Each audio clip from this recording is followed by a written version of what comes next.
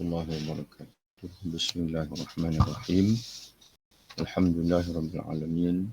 Wassalatu wassalamu ala nabiyyina wa habibina wa syafi'ina Muhammadin ibn Abdullah wa ala alihi wa ashabihi wa man ihtada bihadihi wa istanna bisunnatihi ila yaumiddin, amma ba'd.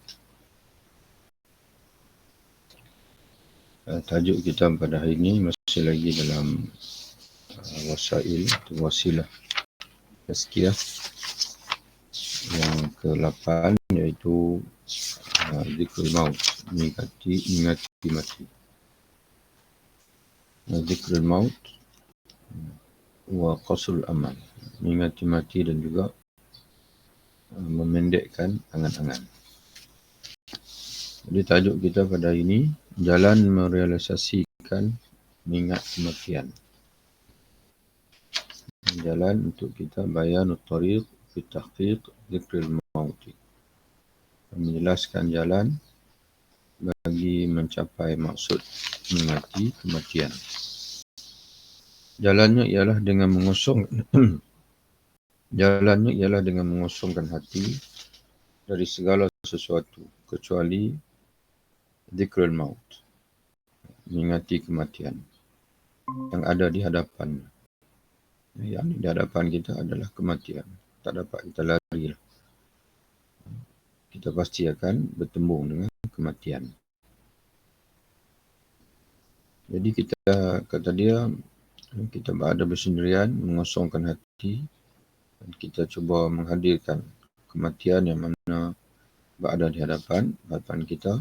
Tiba masa kita pasti akan bertemu dengan kematian. Seperti orang yang ingin bepergian, kata dia, mencapai keberuntungan besar atau menyeberangi lautan, sehingga dia tidak berfikir kepada yang lain.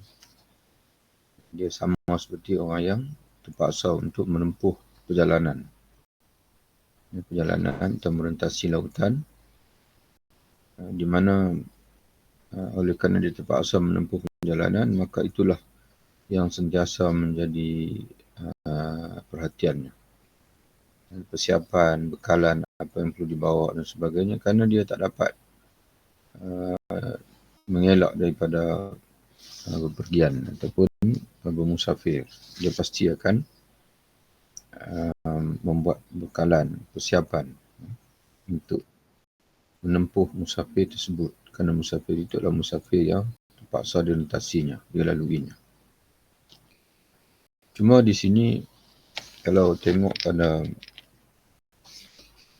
bahasa asal dalam kalladhi yuridu an yusafira ila mafazatin mukhattaratin aw yarkab al-bahr. Mafazatin mukhtaratin dia terjemahkan dengan bepergian mencapai keberuntungan besar. Seperti orang yang ingin untuk bermusafir ila mafazatin mukhtaratin. Dia terjemah sini mencapai keberuntungan besar. Tapi kalau kita melihat pada maksud yang maksud mafazatin dalam kamus bahasa Arab, kata mereka sahra'a wasi'ah la ma'a fiha, padang pasir yang luas yang tidak berair, ataupun makan khatar, satu tempat yang bersiko. Jadi kita mengingati kematian, kita kosongkan hati kita, kita hadirkan kematian, yang mana kematian ini satu yang terpaksa kita hadapi. Tiba masa kita akan mati dan kita akan berpindah ke alam yang lain, yang alam yang penuh, dipanggil bahaya, penuh mencabar. Jadi kita renungkan begitu. Sama seperti seorang yang dia terpaksa mengharungi padang pasir yang luas yang tidak ada air, atau terpaksa mengharungi daerah yang berisiko, atau yarkabal bahr, ataupun seorang terpaksa mengharungi lautan luas. Jadi dia pasti tidak akan tidak akan orang panggil apa, sambil lewa. Dia pasti. Yang pertama, dia terpaksa melalui daerah tersebut ataupun lautan tersebut. Yang kedua, daerah atau lautan itu yang sangat bahaya, yang tidak ada bekalan. Jadi dia tak akan bermudah-mudah lah, dia tak akan sambil lewa. Sebaliknya, dia akan merenung apa yang perlu dipersiapkan supaya dia dapat mengharungi daerah yang berisiko itu atau memerungi lautan itu dan dia selamat sampai di sana. Jadi begitulah. Kita mengingati mati kerana kematian ini satu benda yang terutama sekali apa yang kita bakal hadapi sebab kematian itu suatu yang sangat dipanggil bahaya kalau kita tidak mempersiapkan diri. Bila dzikrul maut telah merasuk ke dalam hatinya, fa idza bashara dzikrul maut qalbahu, apabila zikir mengingati kematian itu telah benar-benar mensebati dengan hatinya, maka pasti akan mempengaruhinya. Dan pada saat itu, kegembiraannya terhadap dunia menjadi sedikit. Cara paling mujarab dalam hal ini ialah memperbanyak di antara cara paling mujarab untuk kita meresapkan kematian dalam hati kita, mensebatikan ingatan berkematian dalam hati kita. Caranya di antaranya ialah dengan memperbanyakkan mengingat kawan-kawannya yang telah mendahuluinya. Kita ramai kawan, ramai keluarga, ramai yang telah pun meninggal, yang telah mendahului kita. Lalu mengingat kematian mereka dan pembaringan mereka di bawah tanah, atau mengingat berbagai gambaran-gambaran mereka ketika masih memegang berbagai jabatan, pangkat, jawatan dan sebagainya. Kemudian merenung bagaimana sekarang tanah kuburan itu telah menimbun berbagai gambaran yang menarik tersebut. Jadi kita gambarkan kawan dia jawatan ini, kawan jawatan ini, kekayaan, kesenangan, rumahnya begitu, keretanya begitu. Tapi sekarang ni bila dia dah mati, dia berada di tanah, dan semua dipanggil gambaran-gambaran tadi akan dipanggil terhapus dengan timbunan-timbunan tanah tadi. Yang apabila dia dikebumikan. Ini mengingatkan kita pada firman Allah, Alhaakumut takasur, kamu telah dilalaikan oleh perlumbaan untuk membanyakkan harta, hatta zurtum maqabir, sehingga kamu mati dibawa ke kuburan. Jadi begitulah hakikat kehidupan manusia. Berhempah pulas menghimpunkan harta, akhirnya mayat terpaksa juga bersemadi dalam kubur. Diri tubuh terpaksa juga bersemadi di dalam kubur. Bagaimana bahagian-bahagian mereka telah hancur di kuburan mereka. Bagaimana isteri-isteri mereka telah menjadi janda, anak-anak mereka menjadi yatim, harta mereka tersia-siakan. Masjid dan majlis mereka tak lagi menanti mereka. Dan jejak-jejak kehidupan mereka pun telah terhapuskan. Begitulah hakikat kehidupan. Tempat yang selalu kita lewati pun, kita tak akan sampai selalu. Kalau sebelum ini ada orang menunggu kita, hari ini orang tidak lagi menunggu kita, orang meneruskan kehidupan seperti biasa saja. Jadi menunjukkan bahawa kita ini di atas muka dunia ada pun biasa, tidak ada pun biasa. Tidaklah penting mana kita ni di atas muka dunia ini, kerana bila kita mati nanti orang tetap akan meneruskan kehidupan mereka tanpa kita. Abu Darda berkata, apabila anda mengingat orang-orang yang sudah mati, maka anggaplah dirimu termasuk salah seorang di antara mereka. Walaupun hari ini kita hidup, mereka telah meninggal, tapi satu hari nanti kita juga akan mati sebagaimana mereka juga. Ibn Mas'ud radhiyallahu anhu berkata, orang yang berbahagia adalah orang yang mengambil pelajaran dari orang lain. Yang orang yang berjaya ialah orang yang belajar daripada orang lain.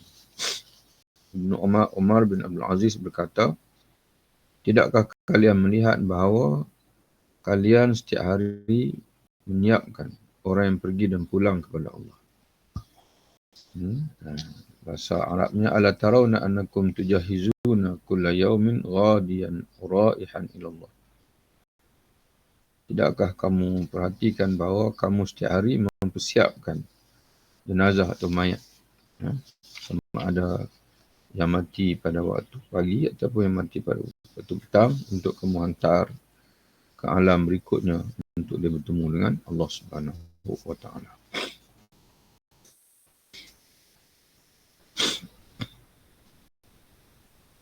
Kalian meletakkan dalam tanah yang berbantalkan tanah dengan meninggalkan para kekasih dan terputus segala upaya. Wa qat'ul asbab. Wa khalaqul ahbab. Wa qat'ul asbab. Mana sebab-sebab kehidupan dunia lah. Jadi kita ini tidur berlapikkan tilam dan berbantalkan bantal lah. Tapi bila mati nanti semuanya tanah. Dah terputus segala sebab. Hari ini macam-macam sebab yang menghantui kita sehingga kita lupa kepada khaliqul asbab. Kita hanya berinteraksi dengan sebab kenyang, iaitu makan, sebab sihat, iaitu ubat, sebab kemudahan, iaitu teknologi, temu jentera, mesin.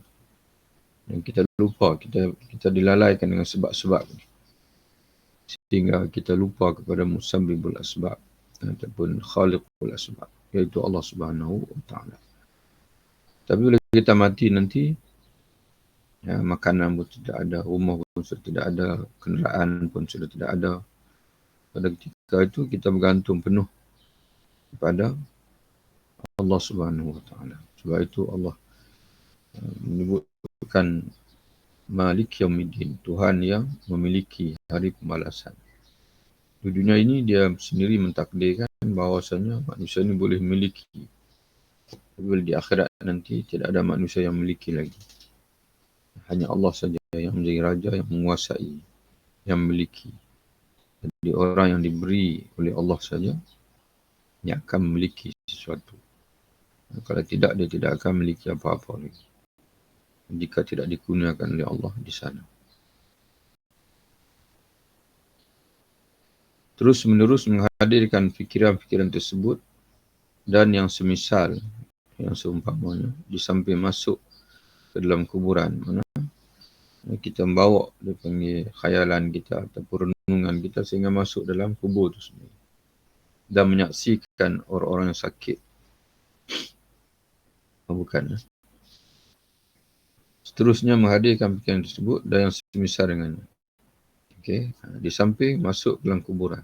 Ini bila ada kematian sebagai contohnya, kalau boleh masuklah sama dalam kubur itu, mengkumikan jenazah, dan menyaksikan orang yang sakit. Ziarahlah orang yang sakit. Perhatikan bagaimana orang sakit membawa kepada kematian. Tadi merupakan hal yang bisa, yang boleh memperbarui zikrul maut dalam hati sehingga mendominasi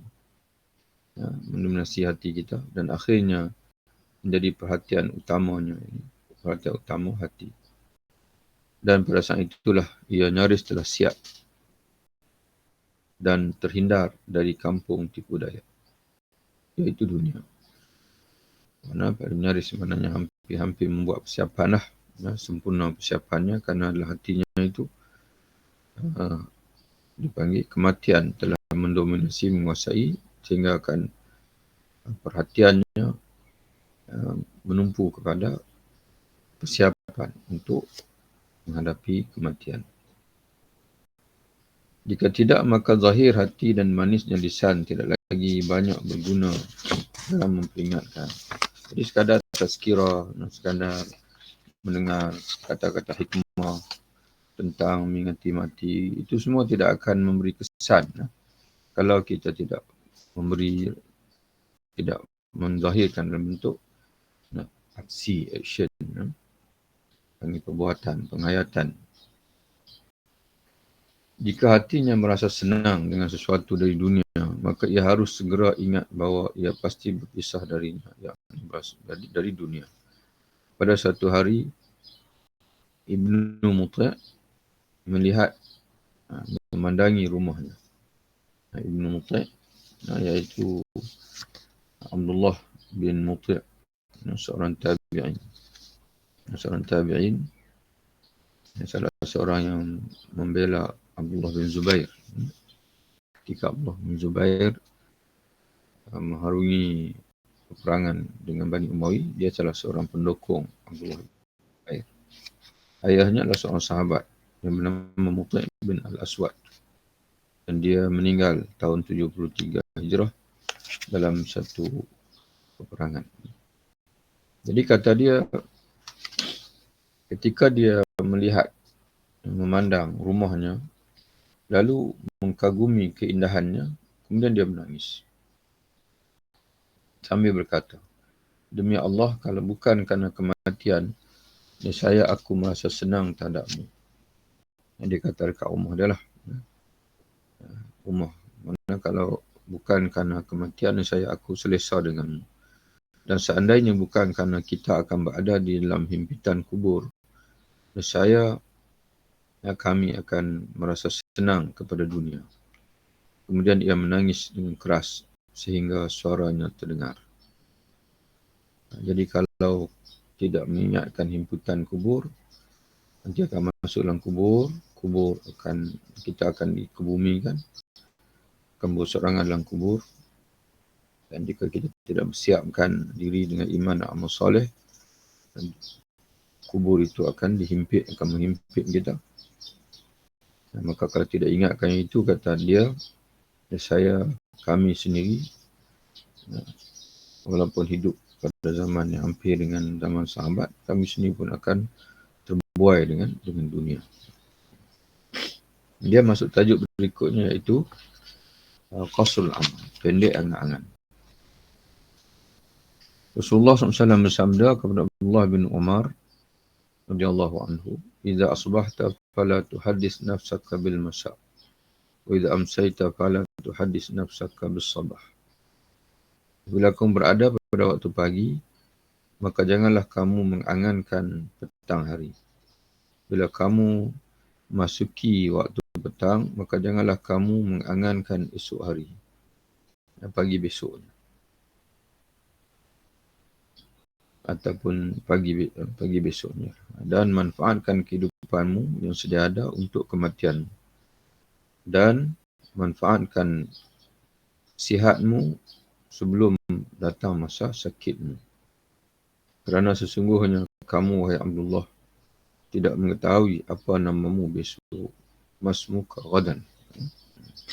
Jadi kita tak tahu macam mana nasib kita pada esok. Jadi sebab itu perlu kita membuat persiapan pada hari ini. Manfaatkan apa yang kita miliki pada hari ini. Jadi sebab itu banyak ahli motivasi mengajar kita untuk kita hidup hari ini. Hidup manfaatkan hari ini. Kerana besok belum tentu. Dan kemarin pula sudah berlalu. Tak dapat lagi kita balik ke belakang. Dan besok belum tentu. Maka milik kita, peluang kita adalah hari ini. Jadi manfaatkan sebaik mungkin hari ini, inilah yang pasti. Kita sebagai seorang mukmin, hari besok kita sedia tahu, walaupun orang barat mereka tidak tahu, tapi kita sedia tahu hari besok, iaitu hari akhirat. Hari kita akan berada di alam barzakh. Maka manfaatkan hari ini untuk beramal bagi kehidupan kita besok. Sebagaimana Allah Ta'ala peringatkan di hujung surah Al-Hashr, ya ayyuhalladzina amanu taqullaha wal tanzur nafsum ma qaddamat lighadin wattaqullaha innallaha khabirun bima ta'malun. Wahai orang beriman, takwalah kamu kepada Allah dan hendaklah setiap diri memerhatikan apa yang dia kemukakan untuk hari esok dan hari akhirat. Wattaqullah, dan sekali lagi Allah Ta'ala ulang, bertakwalah kamu kepada Allah. Sesungguhnya Allah Maha mengetahui dengan teliti ma ta'malun, apa yang kamu kerjakan di dunia. Diriwayatkan bahawa Nabi SAW pernah mengambil 3 tiang kayu lalu menancapkan satu tiang di hadapannya. Yang lain ditancapkan di sisinya. Dan yang ketiga dilemparkan jauh. Lalu bertanya, tahukah kalian apa ini? Ya, Nabi pacakkan kayu. Nabi pacakkan satu tiang, satu kayu. Di hadapannya. Nabi ambil 3 kayu. Lalu menancapkan satu tiang di hadapannya. Satu lagi di sisi tiang tadi. Jadi 2 lah. Kemudian yang satu kayu lagi Nabi lemparkan ke depan. Lalu Nabi tanya, tahukah kamu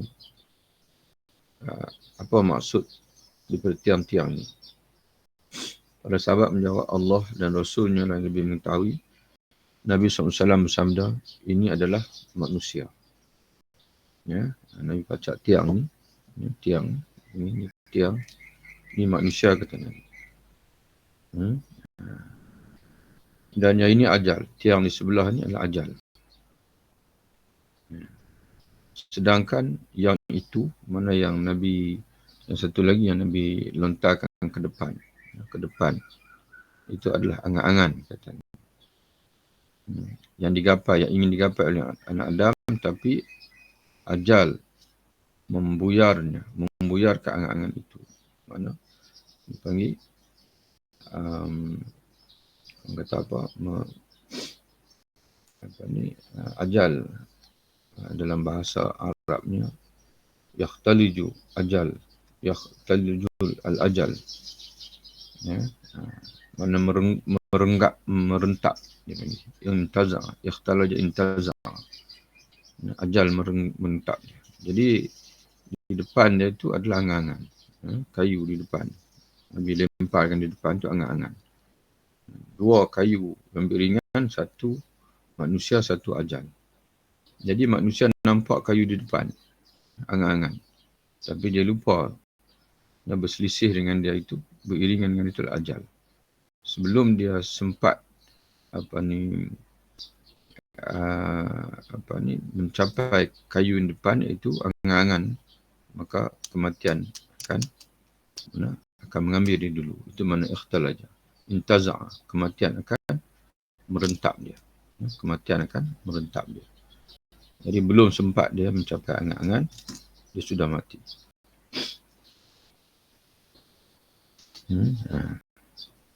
Ini adalah manusia. Dan yang ini adalah ajalnya.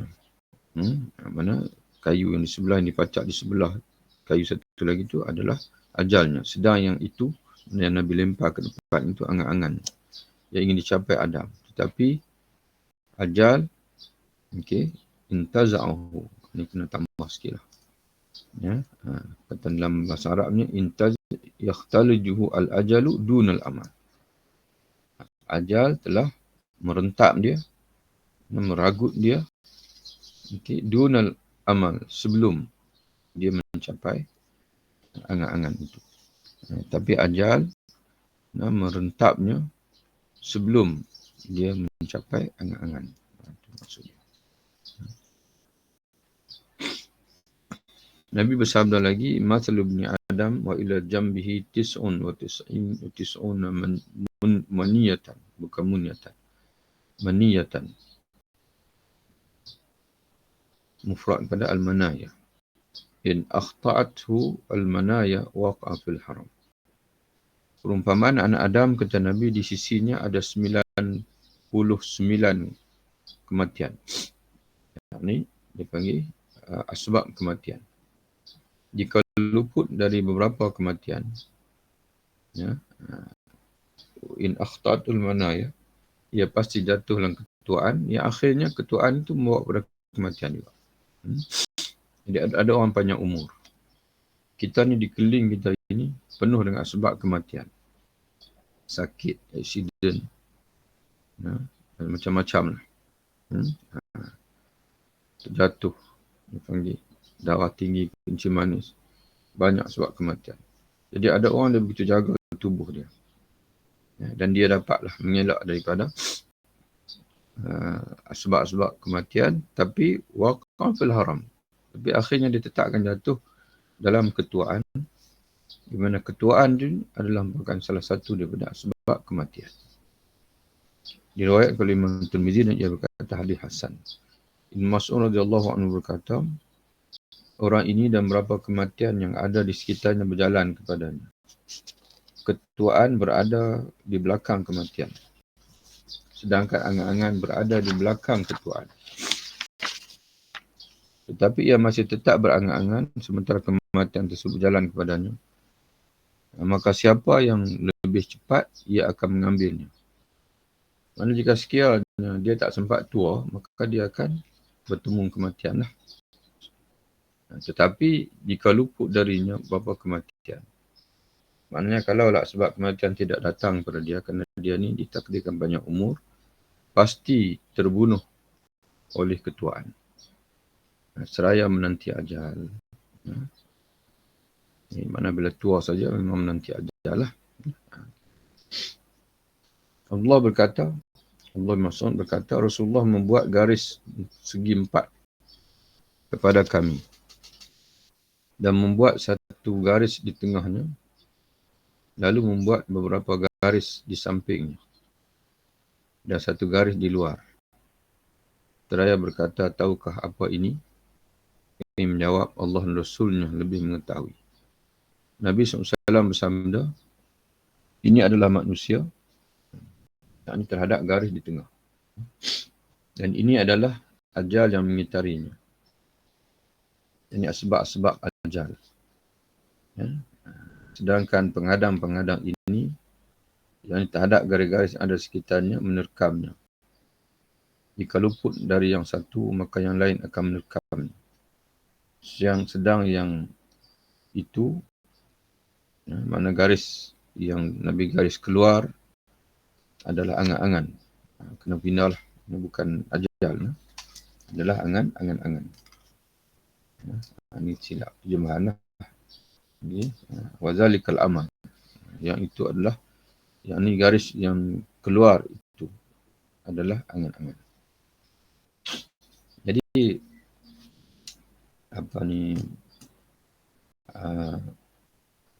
Nabi melakukan 4 segi, garis 4 segi.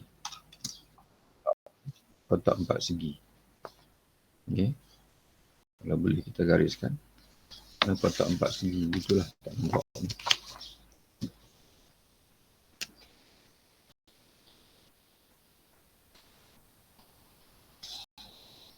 Ni mula Nabi buat kotak 4 segi gitu.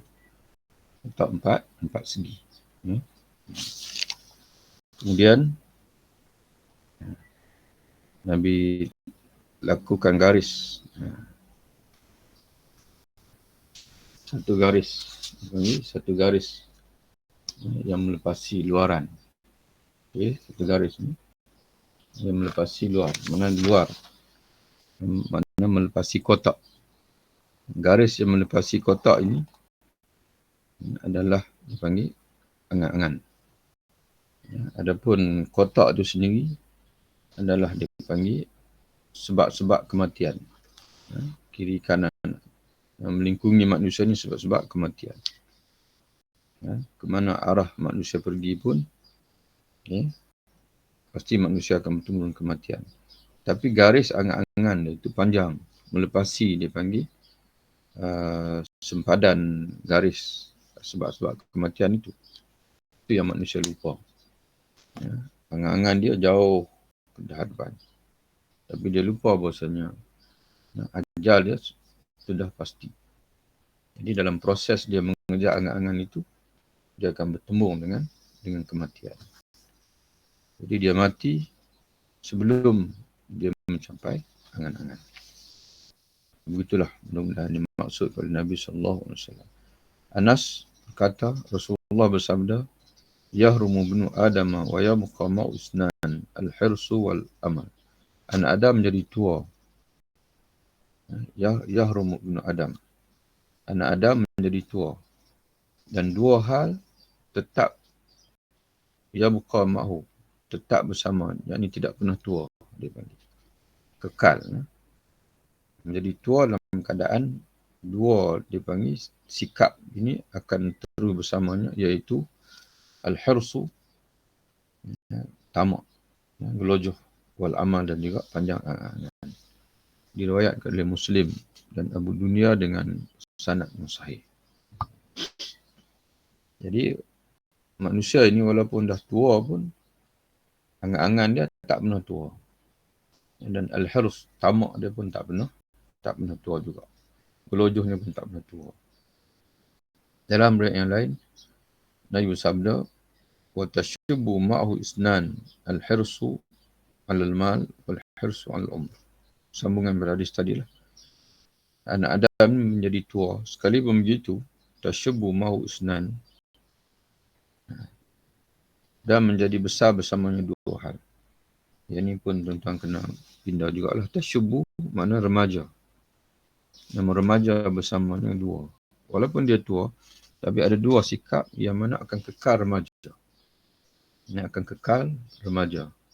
Iaitu al-hirsu 'alal mal, ambisi, yang tamak, gelojoh terhadap harta. Wal hirsu 'alal umri, tamak ataupun gelojoh terhadap umur. Ya, maknanya dia ingin umur, seolah macam dia menganggap dia akan ada lagi umur. Umurnya masih banyak lagi. Walaupun dia dah tua, tapi ada dua yang tetap meremaja, mana segar dalam tubuhnya. Iaitu sifat tamak yang akan tetap segar dalam tubuhnya, kuat. Dan juga tamak pada harta dan juga tamak pada umur. Menginginkan umur yang masih panjang. Padahal tuan-tuan sekalian, panjang macam mana pun umur kita, tetap semakin sedikit, tidak pernah semakin banyak pun. Jadi begitulah. InsyaAllah kita sambung lagi. Masih panjang lagi di perjalanan kita tentang niati kematian ini. Imam Al-Ghazali rahimahullah, dia ingin membawa kita untuk benar-benar